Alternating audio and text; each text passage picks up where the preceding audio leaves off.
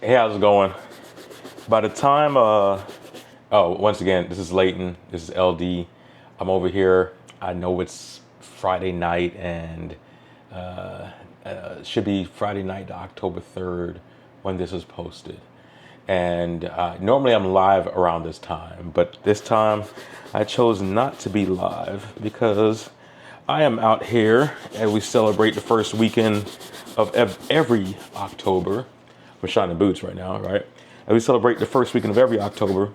We're celebrating my birthday month, and we're out about to go do some birthday stuff. So I wanted to take this time to say, thank you for all those that have been following the channel.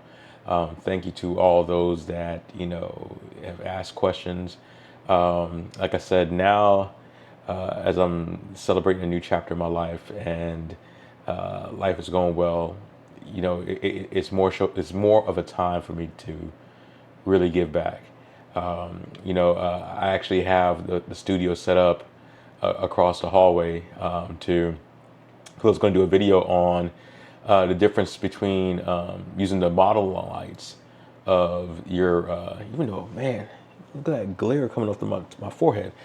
Using the modeling lights of the flash point versus the pro photo, and getting the color temperature right. Now sometimes that's not important, sometimes that is important, especially if you're using things like I'm using the Pocket 3 right now to record this, or if you're using your cell phone or your iPhone and you want to get white balance down, and you got to do things with much more detail and stuff.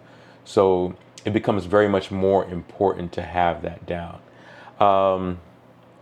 But I'm going to work on that. That's going to probably be up. This month is October, so a couple things we have going on this month. I'm trying to remember, so off the top of my head, Watch Weekend coming up in New York City, where Watch Time and Wind Up is going on. So that's a good event, and I'm going to try to make it this month. What do we have coming up? We have in January, PPA, Imaging USA, which is a big deal. I think, just to make sure, don't against me. I think Imogen, IUSA, is in Nashville this year, but I could be wrong. We'll see real quick. I think it's in Nashville this year. I know sometimes it rotates. It's Nashville, January 11th through the 13th, which is pretty good. So I may be going out there during that time. We'll see. Then I will be in for another conference in Houston towards the end of January. So we'll see with that. And then shortly after that, we got WPPI coming up right at the beginning of March. Shortly after that, you have, I believe, have Shutterfest. Let me make sure that we have that. It's you're starting the season, right? And Shutterfest 2006, it's April. So pretty much January, Imaging USA, March, WPPI, April, you got Shutterfest, and that gets the season started. For those who are following along, still have the Reggae Marathon in December that I've been training for and getting in shape. I'm not running. It's a run walk. We're working on the walking part, but going to enjoy that. That's pretty much what it is. Celebrating the new year and new directions, even with photography. Like I've mentioned, for the most part, we're toning back a lot of the consumer stuff. We're doing mostly commercial, mostly product. Still would do headshots, still would do boudoir, and still would do fine art stuff, but mostly looking for stuff that we were in print or market or whatnot, and then to help like up and coming photographers. I don't want to add a term, but new photographers who are entering the business, help them on their business side. There's so much talent out there that we're not really going to talk about the talent side, because these guys are good. These guys are great.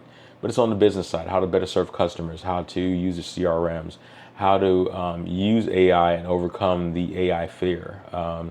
The the coming, just like 2008, and I don't want to be unfair, but just like 2008, 2020, even back in late 90s, there's always going to be a wave in the cycle of economics, and when it comes to customers, and that deals around politics, that deals around job market, that deals around a lot of things, and what people have as discretionary income.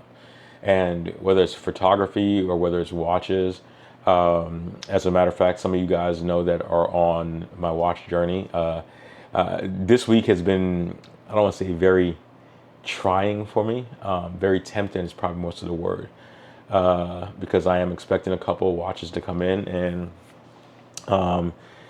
hopefully by the time this is published, I would have gotten the call. And those in the watch industry knows what the call is, so I would have gotten the call. But if I don't get the call, I'm good for right now. There is a how can I put it this way? I have two Jack Masons coming in this month, both the Pursuit Pro and the Pursuit Pilot 10th anniversary. That's supposed to be coming in this month. We'll do a thorough unboxing and review with that, in comparison with both of those. I have, which is blowing my mind. So those of you that know me know that one of my favorite brands across the board is this brand right here. Let's see if we can go down there. And that is Timex, right? Timex, my favorite brands. And this particular watch right here, this one I got for $5 off Facebook Marketplace, and all I needed was a battery, and I wear this almost all the time. Wrist check. What do I got on right now? Shoot, I probably should have started with that, right? So wrist check. Here we go. And I'm going to do this in one take because this is substituting my live that I would normally be on right now, at 10 o'clock, 10 p.m., 2200 on a Friday night. This is substitute. And I may move this to Thursday night. I don't know yet because in a couple of weeks, like I said, I'm going to be at Watch Time more than likely on the Friday, or I'll be at Wind Up on Friday and then go to Watch Time on Saturday. I'm looking forward to that. But what we have on the wrist right now, another, I guess you'd consider this Neo Vintage. And let me, because I got some fingerprints on there, let me see if I can wipe those off. This is the Tissot PRS 200. It is, and I'll zoom in even more. It is a chronograph, quartz. I think I bought this back in 99 or 2000, 2001. I know I bought this at the exchange, the Navy Exchange. And the movement still works after 25 years, right? And it still does. Let's see if I can do this. Stop it, and let's see if how it responds back. Live, I just want to try to get a good boom, right? So that is one of my, and like I said, I put it on some blue strap. What's the strap? It is a strap that is handmade, Hancho de Mano. No, it doesn't say Hancho de Mano, right? But it's probably some strap I got from the Rainforest company, and hey, it works well with it. I still need to find a end link for the, and that's probably one of the reasons why I haven't worn it in so long, because the bracelet, I was missing the end link, the spring bar, and then now I can't even find the end link that's in the bracelet to actually put it together. So I'll find that. I'll send it. I still need to send it in probably to Swatch down Miami, get it serviced, but like it's still working. And I know guys are like, oh, well, I've never got a service, but to me is after 20 years, 25 years, I mean, the movement works, it keeps great time, but I want to make sure that I have an actually a good working watch, because if I can get this for another 25 years, not only can this go to my sons, it might go to my grandson. I don't mind giving this to him for his, like a high school graduation or something like that. So Let's see what else. And like I said, I showed you one of my favorite. I think, did I show you? Well, so it's kind of weird. So like I said, Timex is my kind of my pleasure. One, usually Timex is, especially if you're shopping on the marketplace or whatnot, they're usually stupid cheap. I mean, you can go to Walmart sometimes and they have a discount for Timex down to like $11. I think seen them for as low as $7, right, on at Walmart. Every once in a while, they come out with some really good, and I shouldn't say good, amazing pieces. And I've always felt that Timex gives you the option to where under $200, you can create a great watch, or not $200, under $500, you can create a great watch collection. And so if I was to take these three watches, these I think come to like right under 500. And let's see if I can go.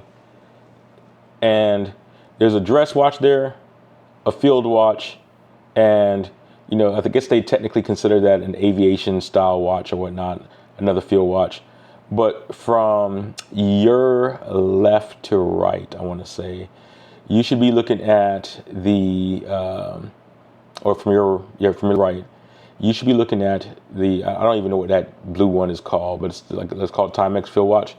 Then you have the Timex by Noah, or Noah by Timex. And then you have the MK1 as MacGyver. And why do I have a feeling that is upside down? No, it's not upside down. It just looks like it's upside down, right? And automatic, quartz. And to me, under $500, this is a great setup. And I'm a fan of dress watches because the big thing about dress watches is that dress watches will actually get worn more, I think, than if you had a lot of watches in your collection. Like, I mean, I have a Casio. I love this Casio right here. It's I forgot the reference number, but it's the Casio Moon Phase. But I don't wear it a lot, and it kind of reminds me of a Apple Watch. But I don't wear it a lot, mostly because of the mesh bracelet, and I don't wear a lot of mesh bracelets. So it doesn't get a lot of wrist time, but I like it. I got one for my wife for our 1 year anniversary in our new house. So she has the lighter gray one. I have the black one. Another watch tone I don't wear, but I like the brand, is Bulova. And this goes back probably about another 20 years or so. And this is I think Bulova calendar.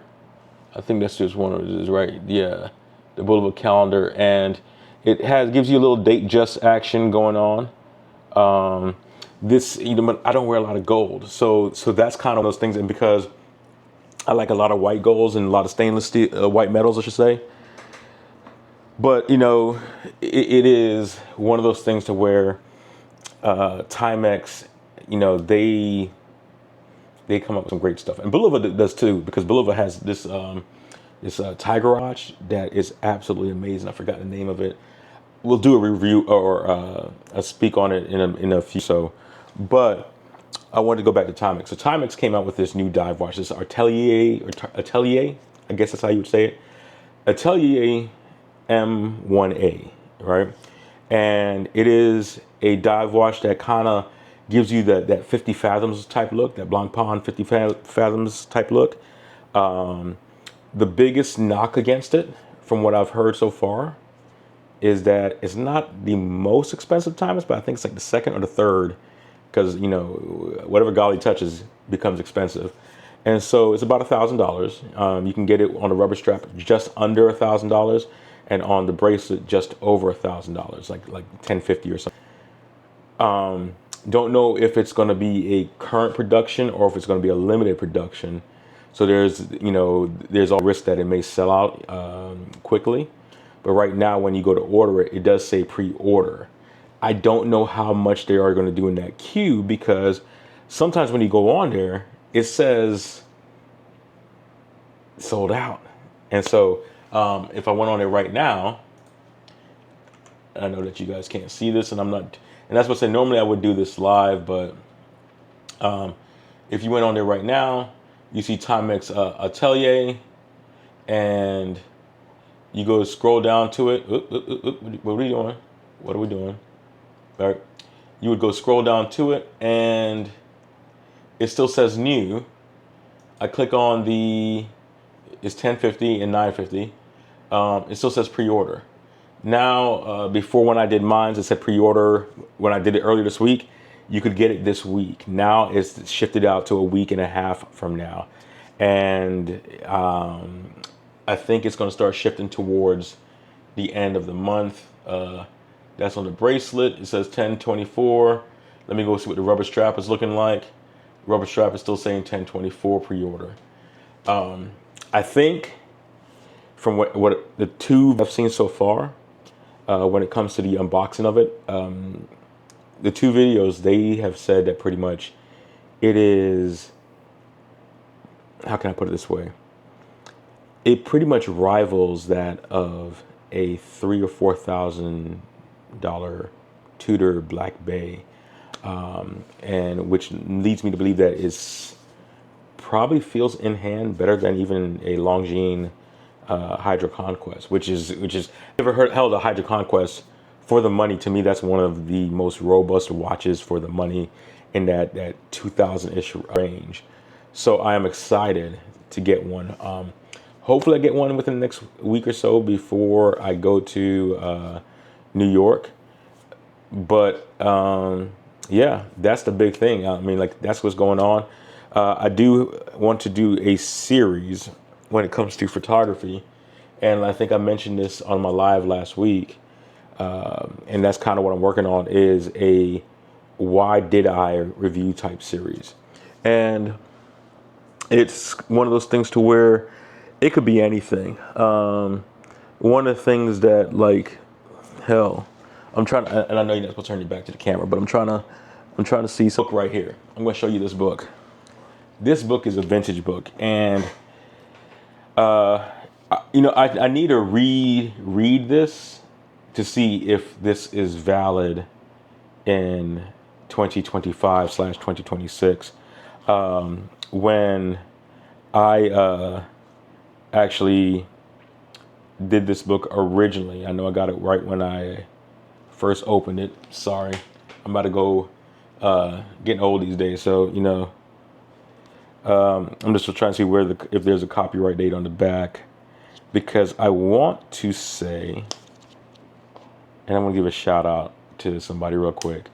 I want to say this was in 2012, 2011. So yeah, so years later, as we go into 2026, is this book? I know you're wondering, which book am I talking about? Is this book worth it? This book right here, Going Pro. This is by Scott Bourne and Skip Cohen. Skip. Those of you guys, I think, what is it, Hasselblad, or I know he was in charge of rangefinder and everything like that. But these guys at that time, had 30, 40 years in the industry at that time. And Scott Bourne, he used to have his blog. What was it? He had a blog at the time. He did it with PDN, but he had his own blog, Photo Focus. That's what it was, Photo Focus, and it was a podcast. I guess it was. Were popular, right? It was still a radio podcast interview type thing. So Photo Focus, and you could go online. It was him and his co-host. And then you had Skip Cohen, who, so Skip Cohen's story. And if he's watching, he'll remember this, because I hope, and I think he's still around. And because the dude looks way younger than what he is. So that's one of the things. So Skip Cohen took out of his time, and I remember this is back in 2012, maybe 13. It was 2013. Took out of his time, gave me a call. Now, when he gave me a call on my phone, I think it was a Skype call or whatever, all of a sudden he heard boom, boom in the background. He, what is that? And I was like, oh, that's a couple of 155 howitzers. He goes, where are you? I was like, I'm in Afghanistan. So we're having a call while I'm in Afghanistan, we're having a call about business, and helped me with like how my branding and my presentation was at the time. Gave me some great advice, great information. Was always approachable for that level of knowledge. I don't know if he is a day as he was then, but for that level of knowledge, it was always great to be able to do that. And I think, you know, back in 2008, no, 2009 or 2010, you had a gentleman by the name of Jason Group, that was rangefinder, WPPI. They did a what he road show. I wish more photography groups or whatnot would do this, to where it was pretty much like a mini WPPI that went to like 4 or 5 different cities around the country. It was an opportunity for photographers who could not go to Vegas every year or even know about WPPI to get involved and see all those things. And they had like a little mini trade show. That's how I got into Graphy Studios. And it's funny to see, I shouldn't say funny, it's ironic to see how studios that were high end, great, amazing studios, books, album makers back then who are no business now, and yet Graphy's still going strong. And because Graphy at that time for me was always a partner, and they would reach out. Yeah, it's a sales thing, but they reach out as a sales to be a partner to help you get more sales. On the flip side, there was a company called Pictage, and I'm not going to talk bad about Pictage because I actually had a good experience with Pictage, but Pictage was expensive as hell. So it kind of forced you to actually make money. But Pictage was great because that introduced me to ShootQ, which was a CRM. I had never seen anything like that. And ShootQ was allowed you to shoot, show the customer certain things. It would do a marketing advertising campaign for you. It was just expensive, right? With Pictage, but if you got the both together, and then that got me open to world because I've tried different ones at different times. I've tried 17 Hats, Studio Ninja, I still use guys in I want to say Canada, but those guys up in Canada, I still use Sprout Studio, still love them. I've used 17 Hats. I've tried Honeybook. So, like I said, to me at this point in time, now you have Shootproof, who has a version of a CRM now with their offering. To me, you have so many different options now as a photographer, it becomes overwhelming. And I think being able to go to the trade shows, being able to go to the expos and going on the floor and being able to meet with other photographers, it gives you the opportunity to learn more. And so in the next year or two, I really want to be able to give that back. Everybody from like Al Graham up in Pensacola, Florida, Pace, because there's Milton, Pensacola, and there's Pace. But Al Graham, he's the first person that really taught me how to use speed lights, how to use the Nikon speed light system on location. And, up to that point, I had been shooting, probably about 5 years professional, whatever. And, I knew how to use studio lights and I knew how to use flash, but on location, speed lights always mystified me, right? And he's the one that really said, oh, try this and this and this. It's the same. And so now when I teach other photographers how to use studio lighting on location and use speed lights and stuff like that, it's like, hey, all you're doing is what you already know. So that was one of those things to where I really, and I think that, photographers, as we get older, we do have a responsibility to kind of really give back, because it's not getting easier, even though the tools are getting more accessible and the talent is growing.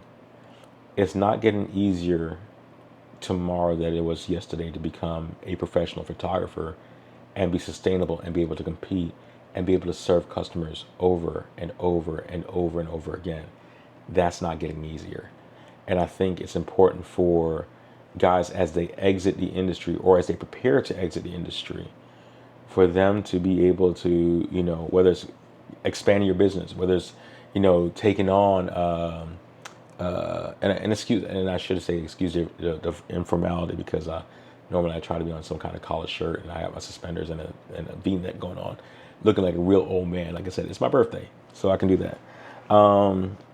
But I really, really say that we have to get together and actually work on helping junior guys. That's why if I let you know, I put in the comments, yes, get a mentor. Yes, book.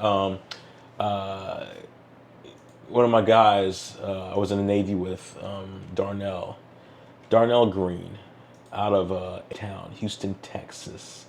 He posted something the other day, and I thought it was really, really, really powerful. From wasting time, not from doing the work. And so my job is not to tell you what to do. It's to give you options of what you know not to do, to help you find and learn the things that you don't know that you. It's not to show you the shortcuts. It's to show the long way can be the easy way, right? Growing up, we used to have a saying in Jamaica, like, long cut, draw, what's called short cut, draw blood, long cut, draw sweat. Pretty much saying that taking shortcuts gets dangerous. It eventually gets dangerous, and it becomes a way that you don't know how to correct it when it gets harder, right? And I think in this industry, that's what hurts a lot of junior photographers. When conditions are perfect, they can do it all day long. The camera does 80-90% of the work for nowadays because of computational photography and stuff.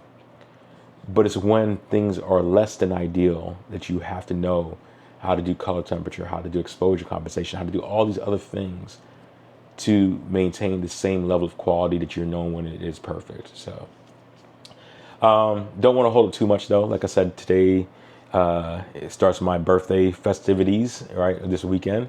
By the time you see this, I would be a year older, right? So, but like I said, I wanted this to premiere at the same time that I normally would. I'll be back next week, hopefully live. Hopefully, as if I'm blessed with another 7 days, I'll be back next week. And like I said, we'll talk. Now, one more thing before I leave in the next minute and a half. Be careful what you watch on YouTube. And I say this with tongue in cheek, because the YouTube algorithm will feed you with stuff. Because I went my whole life, and this is not an advertising thing, so I went my whole life using Kiwi, and then I just found out about this shoe polish Saphir. And I mean, is it shine technique perfect?